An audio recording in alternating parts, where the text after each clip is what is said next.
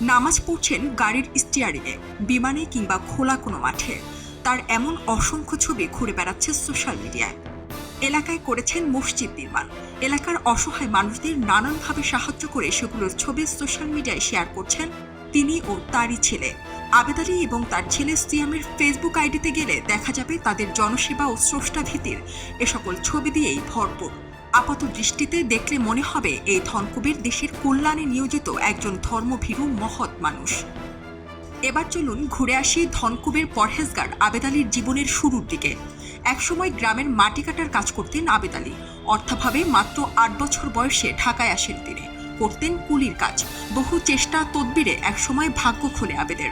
Bangladesh public service কমিশনের পরিচালকের গাড়ি চালক হিসেবে নিয়োগ পান তিনি। পরবর্তী সময়ে দায়িত্ব পান পিএসসি চেয়ারম্যানের গাড়ি চালানোর। এই ড্রাইভারের চাকরি যেন তাকে পাইয়ে দেয় আলাদিনের জাদুর চেরাগ। এরপর যা ঘটে তা সবই যেন রূপকথার গল্প।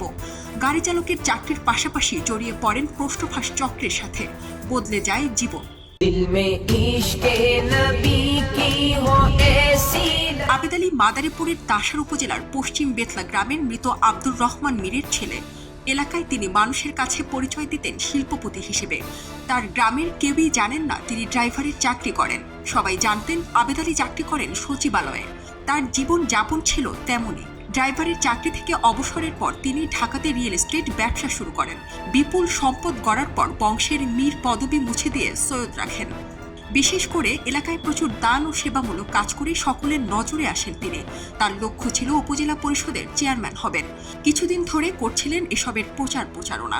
গ্রামের বাড়িতে করেছেন বিলাসবহুল কোটি টাকার বাড়ি।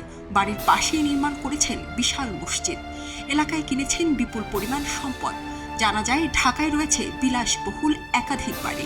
কুয়াকাটায় করেছেন 3 স্টার হোটেল। আবারও মনে করিয়ে দিচ্ছে তিনি ছিলেন একজন পিএসসি ড্রাইভার। গাড়ি চালাচ্ছিলাম 15 বছর আগে। এখন তো আমি ব্যবসায়ী। প্রশ্ন ফাঁসে 2 টাকা কামাইছি, সব খরচ করছি আল্লাহর রাস্তায়। এবার একটু আসা যাক তার ছেলের প্রসঙ্গে।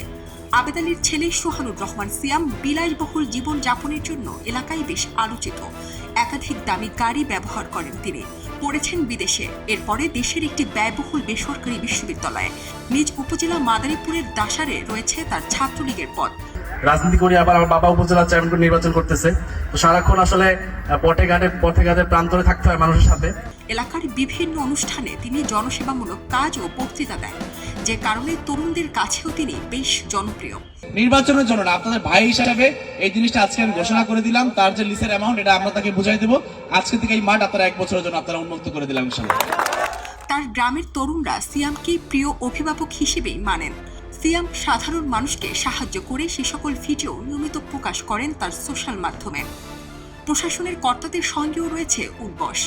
শেষে বলাই যায় পিএসসি ড্রাইভার নয়, এ যেন আসলেই আলাদিনের জাদুর চেরাগ।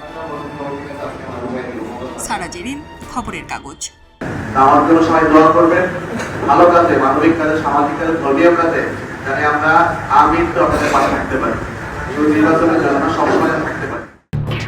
এলো খবরের কাগজ, নিখাদ, নির্ভীক, নিরপেক্ষ।